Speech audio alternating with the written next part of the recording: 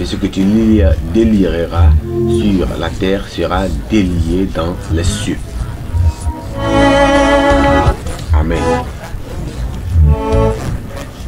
Supposons que tout problème que vous rencontrez dans cette vie est une énorme porte fermée à clé qui se trouve devant vous et vous bloque la voie menant à vos biens. Imaginez maintenant que vous sortez une clé en or de votre poche que vous avez apporté avec vous en arrivant dans le monde, mais que vous oubliez parfois d'utiliser.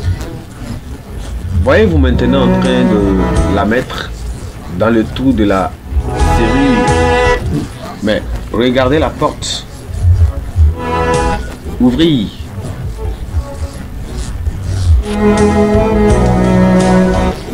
La description du pouvoir de la clé faite par cet auteur démontre l'intemporalité, l'universalité et l'utilité indispensable de la clé dans la société humaine. Dans le contexte des Écritures, les clés sont des symboles d'autorité, et une occasion d'ouvrir toute porte fermée, c'est-à-dire les portes physiques et spirituelles, par un croyant.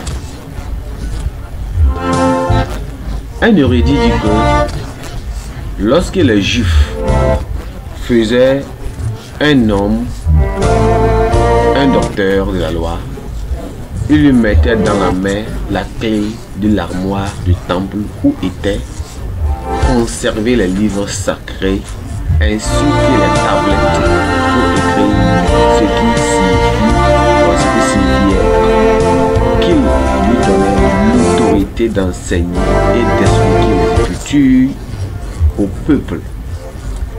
Alors de même, lorsque vous devenez un membre du royaume de Dieu, en étant sauvé par Christ, vous avez accès à cette clé que vous pouvez utiliser pour lier et même délier. La promesse emphatique de Christ à ses disciples, surtout dans notre texte de lecture au verset 19, confirme notre autorité et la place que nous occupons dans son royaume. Au-delà de Pierre et des premiers disciples qui ont bénéficié de cet accès illimité aux ressources du royaume, nous voyons que les royaumes d'aujourd'hui ont la même autorité. Les croyants ont la même autorité aujourd'hui de Christ pour délier et lier et pour avoir un accès illimité aux ressources du ciel et même l'assurance d'être exaucé quand nous prions avec foi. Alors, qu'entendez-vous de Dieu aujourd'hui? Quelles sont les choses qui vous mettent au défi ou bien qui remettent en question votre identité et même votre autorité? Alors, faites sortir la clé que Christ vous a donnée et regardez les portes de la bénédiction, de la victoire, de la santé parfaite et même d'autres miracles s'ouvriront devant vous. Amen.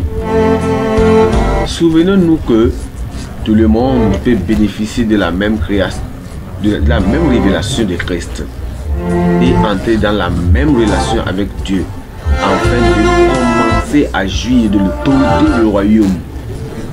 Comme Pierre et les autres disciples à l'époque, cette clé est disponible aujourd'hui pour notre usage, à condition que nous maintenions cette relation avec Christ et que nous vivions dans l'obéissance constante à la parole de Dieu.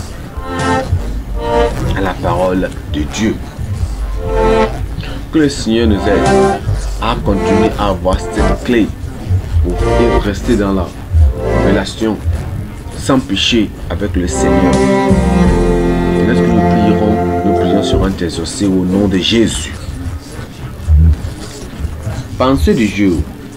Celui qui possède la clé jouit d'un accès illimité aux ressources et à la puissance du royaume. Celui qui possède la clé jouit d'un accès illimité aux ressources et à la puissance du royaume. La Bible en un nom. Jérémie chapitre 5 jusqu'au chapitre 6. Jérémie chapitre 5 jusqu'au chapitre 6. Prions. Père, nous te bénissons, nous te glorifions aujourd'hui pour cette parole. Nous prions, Seigneur, que tu nous aides à demeurer avec toi, cette relation avec nous, et que Seigneur est avec toi aussi, afin que Seigneur, nous n'allons pas oublier que ces clés qui nous ont données à travers la repentance et le pardon de nos péchés, nous aiderons, Seigneur, à conformer ta présence et ton exaucement à nos prières au nom de Jésus-Christ. Si nous te bénissons, car nous savons que tu nous as exaucés. Au nom précieux de Jésus, nous avons prié. Amen.